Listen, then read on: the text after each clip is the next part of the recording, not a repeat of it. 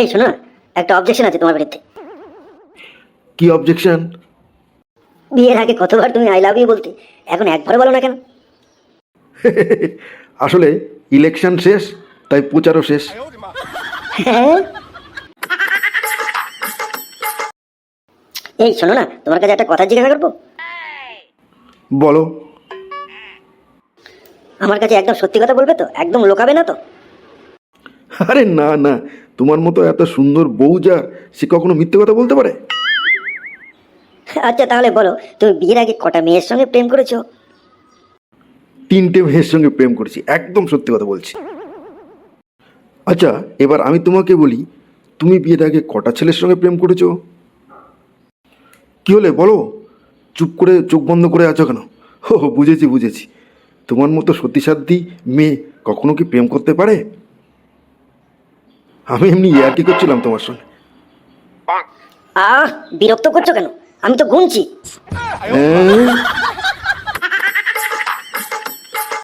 হ্যাঁ? এই শোনো না, তোমার একটা কথা বলবো। বলো, কি বলবে? আসলে তোমার বন্ধু বিমল যে মেয়েটাকে বিয়ে করতে চলেছে, সে মেয়েটা একদম ভালো না, ওর চরিত্র একদম ভালো না। কেন, কি করেছে ও? ও বিয়ের আগে একটা ছেলের সঙ্গে পালিয়ে গেছিল।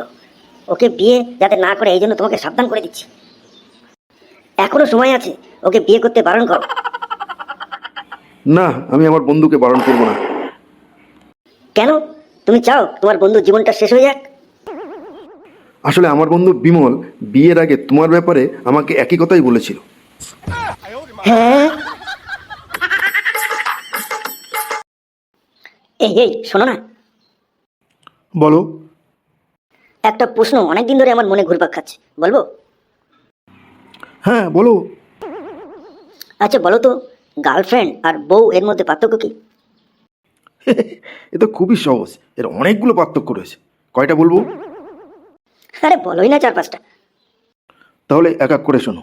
নাম্বার 1, বউ হলো টিভি আর গার্লফ্রেন্ড হলো মোবাইল। নাম্বার 2, বাড়িতে থাকলে টিভি দেখতে হয় আর বাইরে গেলে মোবাইল।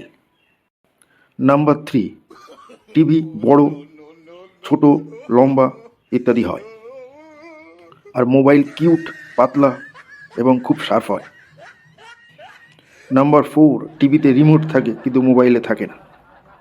নাম্বার 5, মোবাইলে দুপাশ দিয়ে বলা ও শোনা যায়, কিন্তু টিভিতে শুধু শোনা যায়, বলা যায় না।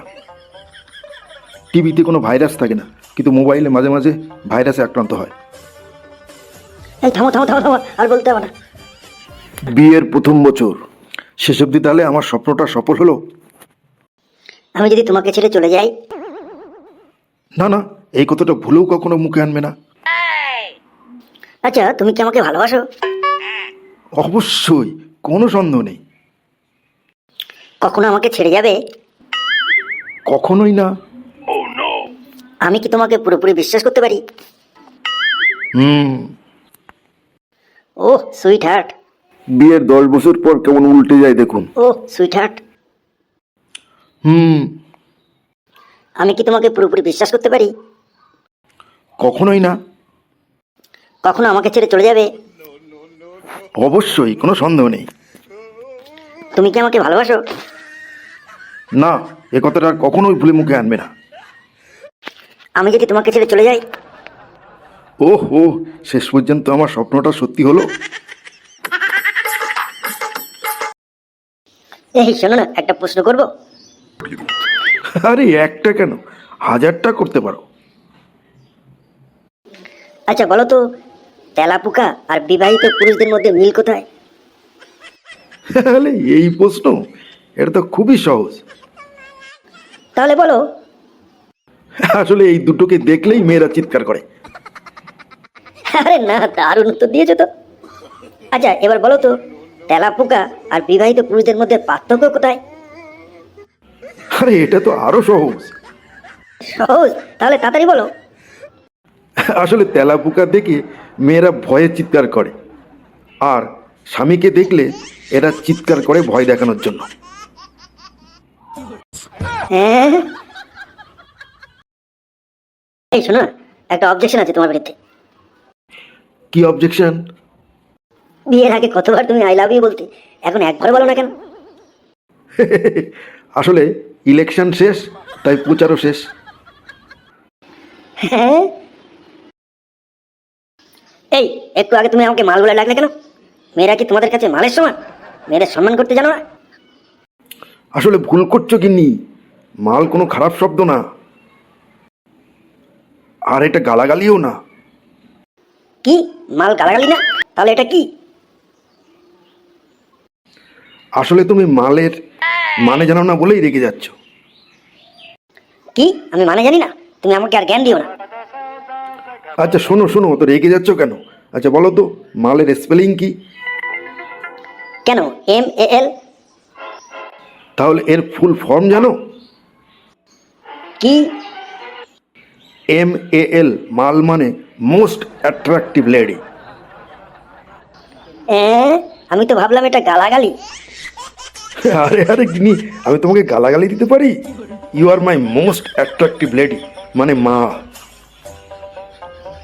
ঠিক আছে ঠিক আছে, তাহলে কালকে থেকে ওই বলেই দেখো। কি বন্ধুরা, কেমন দিলাম? এই শোনো শোনো না, পৌরসভা থেকে মাইকে একটা সংবাদ বারবার প্রচার করছে। কি সংবাদ? রাস্তায় অনেক পাগলা কুকুর বেরিয়েছে, সেগুলো ধরার জন্য পৌরসভা থেকে খাঁচা নিয়ে পৌরসভার লোকজন বেরিয়ে আসছে। তাহলে শোনো, তোমায় একটা কথা বলি। বলো। কালকে থেকে আর তাহলে বাইরে বেশি বেরিও না। এই শোনো না, বলো। আমার বাবা অনেকদিন বাদে লন্ডন থেকে আসছে, তো তোমার জন্য কি আনবে সেটা জিজ্ঞাসা করছিল। ভালো থেকে 2 কেজি মাটি আনতে বলো, আর কিছু লাগবে না। মাটি? তো মাটি দিয়ে তুমি কি করবে? আমি একবার ওর উপরে বসবো। কেন লন্ডনের মাটির উপরে বসবে কেন? আর কেন বলো গিন্নি, এ জীবনে তার লন্ডনে যেতে পারলাম না, তো বুড়ো বয়সে নাতি নাতিদের বলতে পারবো আমি একবার লন্ডনের মাটিতে বসেছিলাম। হ্যাঁ, আর পাচ্ছি না বুঝলে, এই আমি চললাম বাপের বাড়ি। তুমি থাকো তোমার সংসার নিয়ে। তুমি কি শুধু একাই যেতে পারো? আমিও চললাম। এই তুমিও কি আমার মতো রাগ করে বাপের বাড়ি চললে নাকি? আরে না গিন্নি, আমি যাচ্ছি গরিব দুঃখীদের দান করতে। মানে তুমি গরিব দুঃখীদের দান করতে যাচ্ছ মানে? আসলে বুঝলে গিন্নি, আজকে আমার স্বপ্ন পূরণ হয়েছে। স্বপ্ন পূরণ হয়েছে মানে? আসলে আমি মানত করেছিলাম যেদিন তুমি বাপের বাড়ি চলে যাবে সেই দিন আমি গরিব দুঃখীদের দান করব। হ্যাঁ, দাঁড়াও দেখাচ্ছি মজা। ওরে বাবা রে। এই শোনো না, আমায় কেমন লাগছে বলো তো? দারুণ, মনে হচ্ছে যেন স্বর্গের অপ্সরা। যা, সত্যি বলছো? আরে হ্যাঁ গিন্নি, মনে হচ্ছে যেন আর একটা তোমার মতো নিয়ে আসা। শয়তান, তুমি আমার সঙ্গে আর কি করছো? দাও দেখাচ্ছি মজা। ওরে বাবা রে, পালায়। এই শোনো, আজকে ছুটির দিন, চলো আমরা আজকে সারাটা দিন এনজয় করে কাটাই। তো কি করবে সারাটা দিন? আজকে সারাটা দিন চিড়িয়াখানায় কাটাবো। খুব ভালো হবে, দারুণ মজা হবে। এই নাও, আমি টিকিট কেটে এনেছি। কটা টিকিট কেটেছো? 3টে। আরে 3টে টিকিট কার জন্য? একটা তোমার জন্য আর 2টো তোমার মা এবং বাবার জন্য। হ্যাঁ, দেখাচ্ছি মজা তোমার। এই শোনো, এই কদিন ধরে তোমাকে একটা শাড়ি আনতে বলছি, তুমি আজকে এনেছো? না, ভুলে গেছি। অসহ্য, তোমাকে নিয়ে আর পারা গেল না। আমি আর পাচ্ছি না এই সংসার করতে। আমি এক্ষুনি গঙ্গায় ঝাঁপ দিয়ে মরতে যাচ্ছি। তাহলে আমিও যাচ্ছি মরতে। এই তুমি মরতে যাবে কেন? আরে এত বড় সুখবর তুমি দিলে, এটা আমার সহ্য হবে না, এই জন্য আমি মরতে যাচ্ছি। যাও, তাহলে আমিও মরবো না।